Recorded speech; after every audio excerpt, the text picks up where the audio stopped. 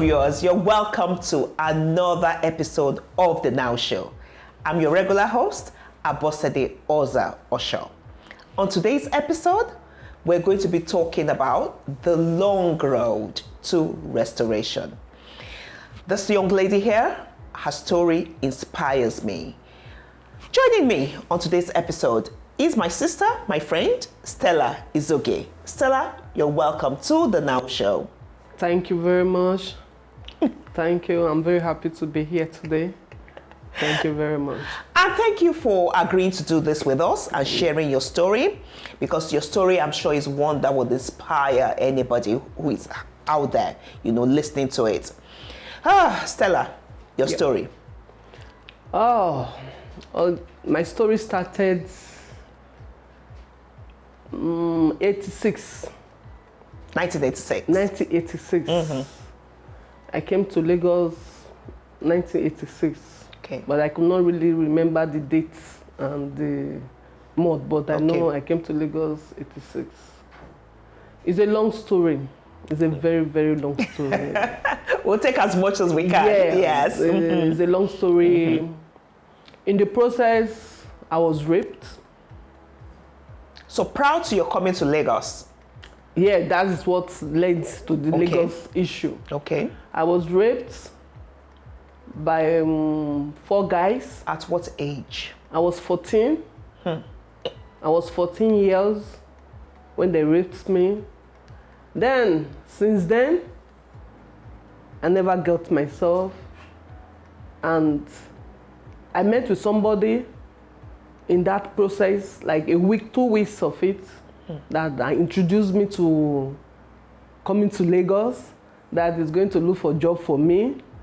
And I said, okay, because of the situation I find myself in that period, because my father, my mom were not together, that is what led to everything. Because I was going to ask that question, that what exactly led to you picking up at 14 to say you want to come to Lagos? I mean, no parent would sit down and watch their child say they want to just come off by themselves to a town or a city that they don't know.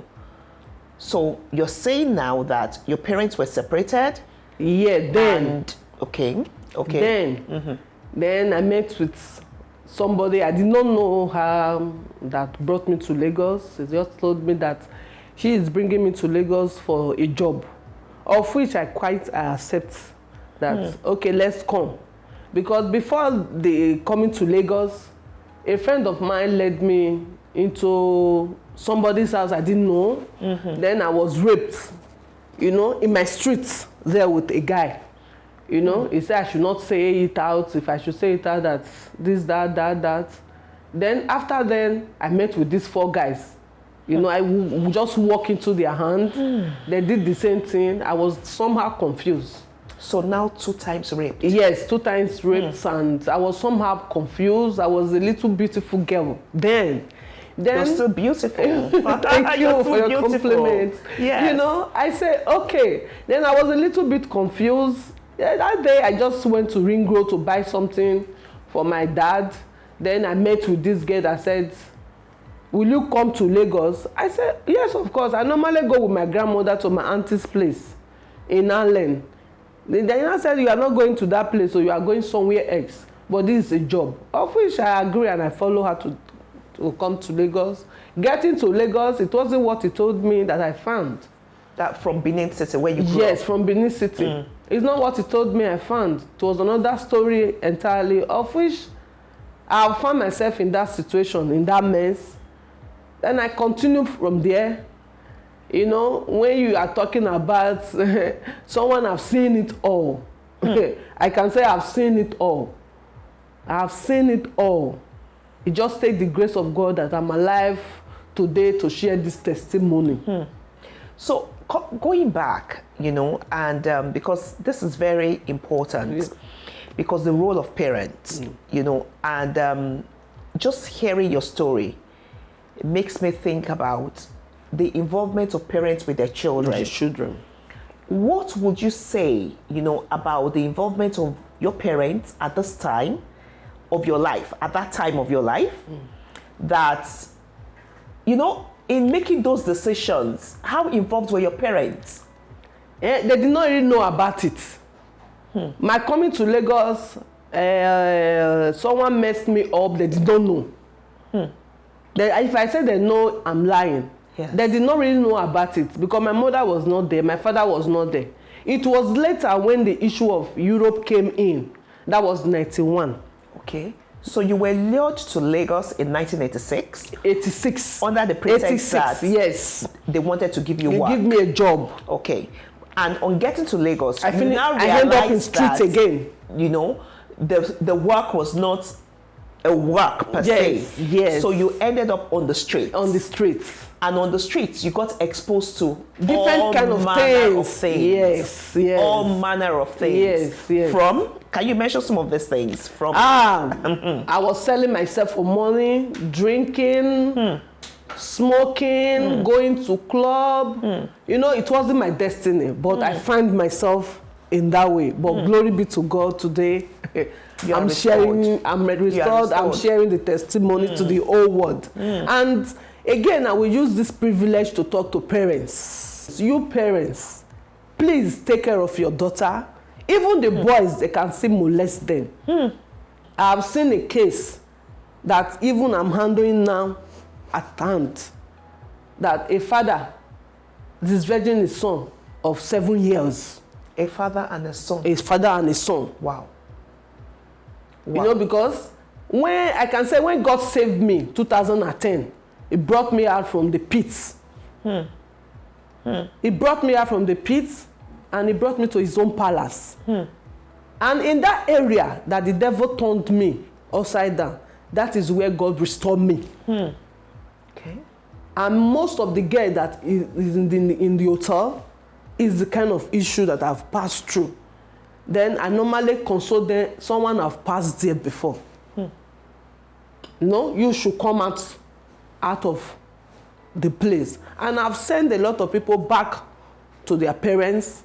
A lot of people have left their hotels to go to somewhere better than where they are. So, in you being restored, you have helped other people. Yes, even to tomorrow. Find restoration as well. Yes, ma'am.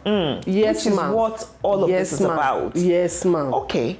God restored me for a purpose. Okay. And I said that I'm still going to bring a lot of people out from this kind of bondage. And if I still have privilege to do more than what I need to do, I will still do it. Stella, you mentioned something about Europe. Europe, yeah. So you spent some years in Lagos. Yeah. Then you got to meet another set of people. Yes. Who promised that they were going to take you to Europe. Yes, I met them in the club, in the nightclub. Okay. I met the guide. I did not even plan of traveling. That was 91. He now said he will not leave me alone today. That I'm going to follow him to his madam. Of which later we went. And when the woman saw me, because I was a very tiny thing like this, you know, when the woman saw me, he said I'm fit to go. No, I did not really understand. You didn't understand. He said I'm fit to go. Then the Oluwole Dagbodago, then Lagos, where they normally do transplants of passports. Then it was still existing there. Okay. Then I was very young. I think I was 19. Yeah, about this 19 time. Yes, or 20. Too. Yes, 19, 20. Then when the woman said we'll go there, they gave me the passport of 40 years. The person that was using that passport, the person is 40 years. Of which I said, I cannot handle this. He said, that people have been using it. That is what I use to travel. That was 91. So when you got there, did you assume the identity of this person or you were yourself? When I got there, before leaving, they will tell you what you are going for. Okay. You have to accept or no. Okay. Of which I accept because I find myself in there already. So this was the only life that you knew? This is what I know. Like the fisherman. This is only what I know. Then I find myself there, of which we bargain in price that I'm going to pay and when I get there. They took us to one place. I don't understand. Are you the one to pay? I will pay. You were going there. They were going to be making money off you by somebody selling you on the sponsor me streets? down there. Okay. The money that they used to sponsor me down to Europe. Okay. Then they are going to calculate it in Nigeria money and tell you how much. Then it was euro in Italy. Yes. Then they will convert the money to Nigeria money. That is the money you will pay. Okay. When you get there. Okay. You know. So you were able to work and pay. Yes, I paid and no, but it's not a good thing. I'm not even telling anybody to go there and do trafficking or to sell yourself for money. You know, it's not the best way.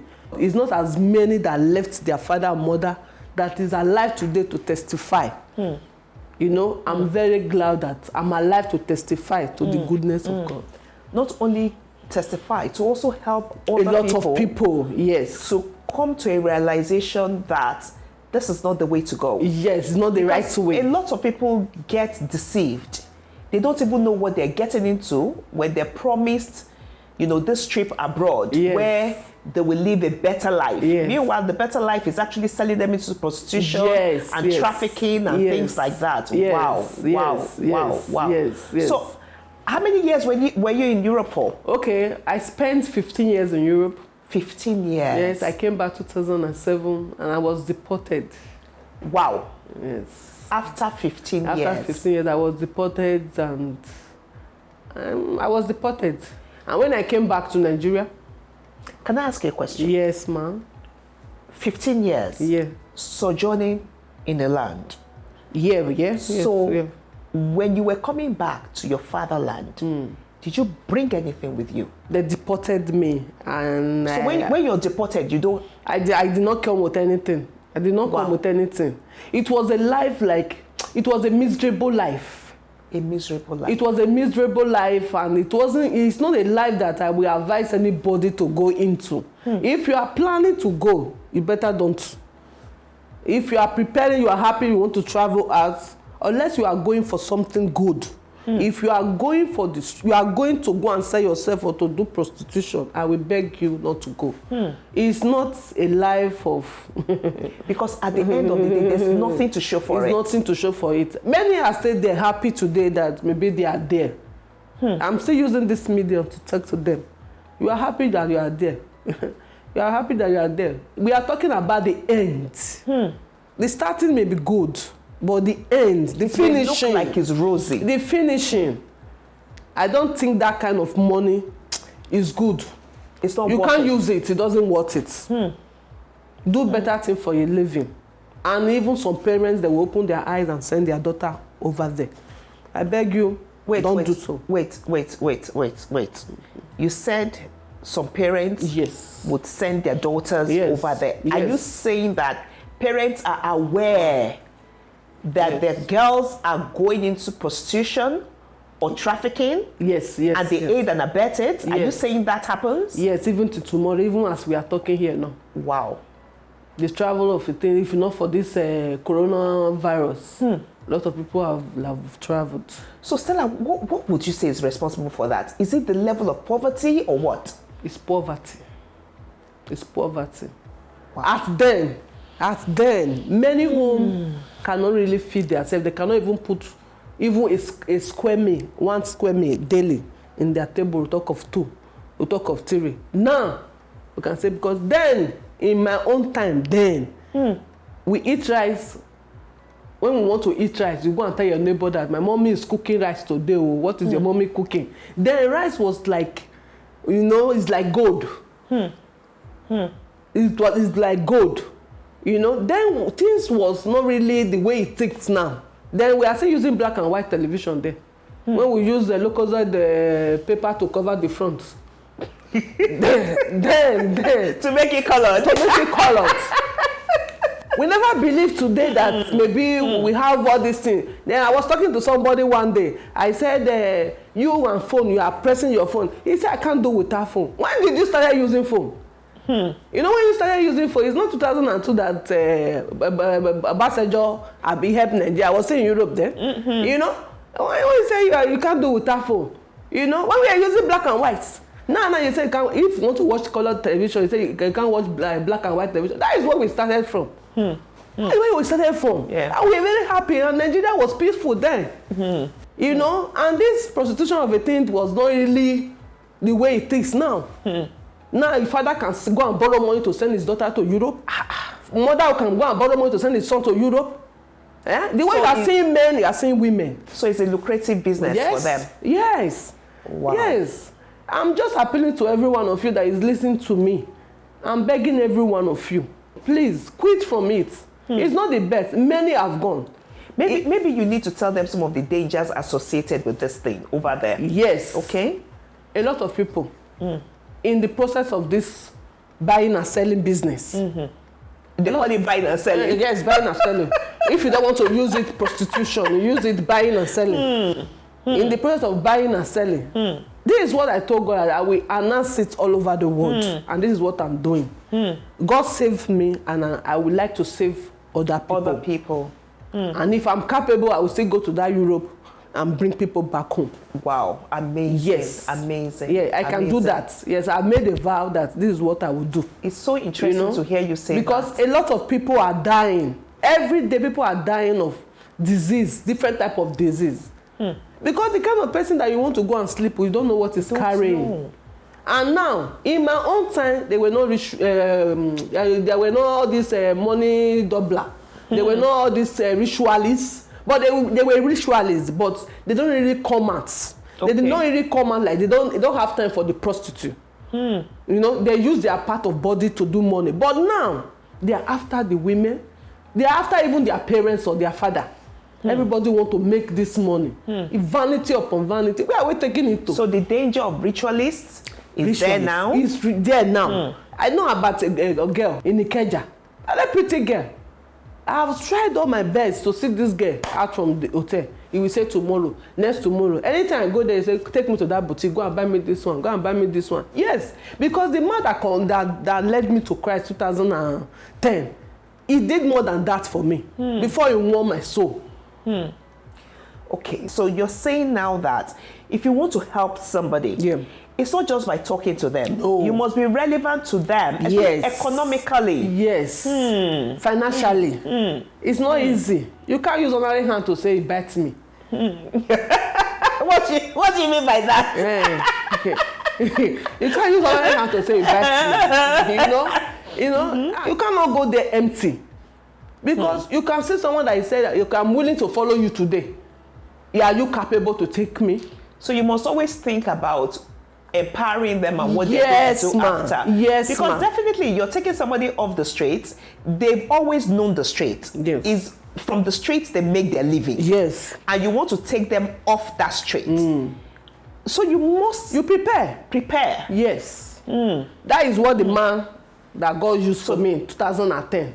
He did everything. He changed my wardrobe. So leaving the street was easy for you? Yes, it was very easy. The man is not here today, Reverend B.C. Okoro, wherever you are today. I say, may God bless you and your family. If not for you, I don't know where the devil will locate me. God bless you, sir. I love you. I love you, sir. God bless you, sir. God bless you, sir. That is the man God used. When I was drinking, smoking, I was thinking that was the best. You know, I was almost half naked in the streets. I never knew something good would come out from me today. You never knew something. I never knew. I was just thinking, is that life? That was that life. Sometimes I look at myself, I'm beautiful. What is happening?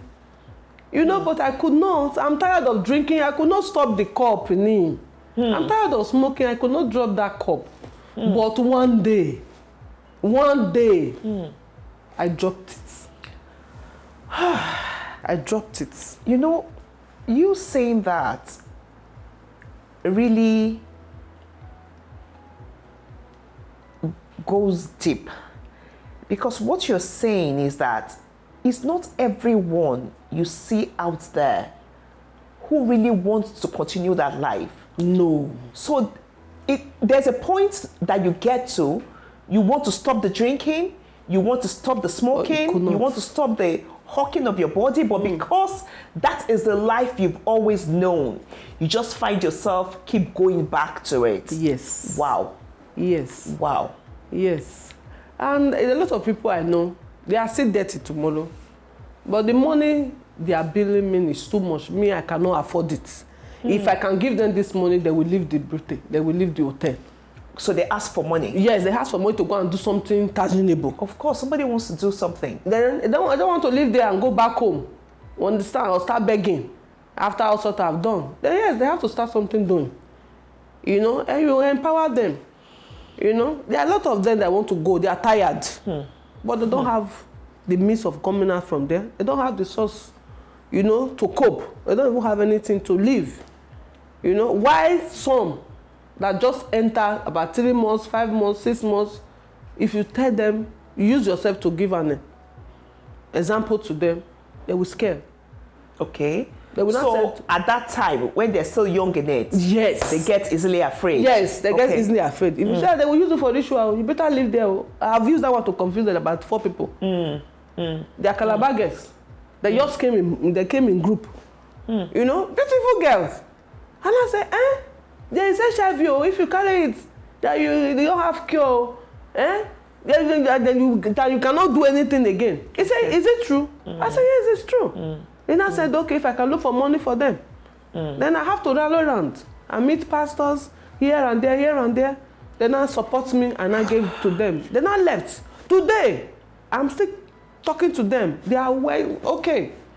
You know, you have such an amazing story. And I'm so glad that you have been restored. Yeah. Of course, you're not on the streets anymore. No. When last did you smoke or drink or do any of these things? So how long have you been, you know, on this road? And I mean, it's a road you're going to leave. Since 2010 till so now. 11 years straight, yes, clean. Yes. And all that. Clean, no fornication, no smoking, no going to club.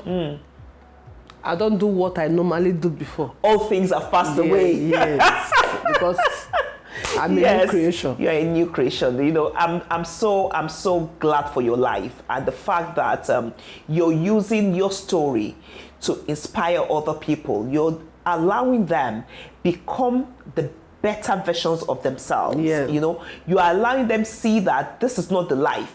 It's not the best. Actually a better life. Yes, you know, that will not bring them harm or anything, because this other one, it might bring them money, but there's a lot of harm that is associated with it. I'd like to thank you, because I'm sure that even from this few minutes we've spent together, somebody out there has been inspired one way or the other. And definitely for knowing very well that this life, yes, it exists, but it is not the best way to live.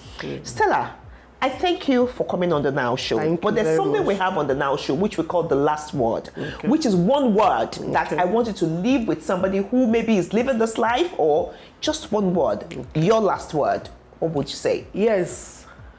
I'm just telling you, you father, you mother, that have girls, that have boys, I want to tell you to watch them.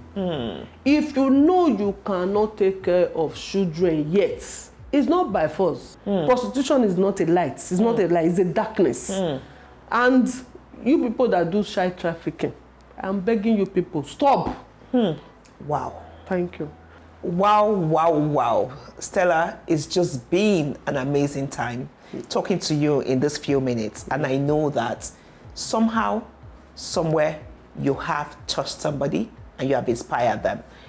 Well, you heard it all from Stella. May we not go on a journey where we do not record good successes.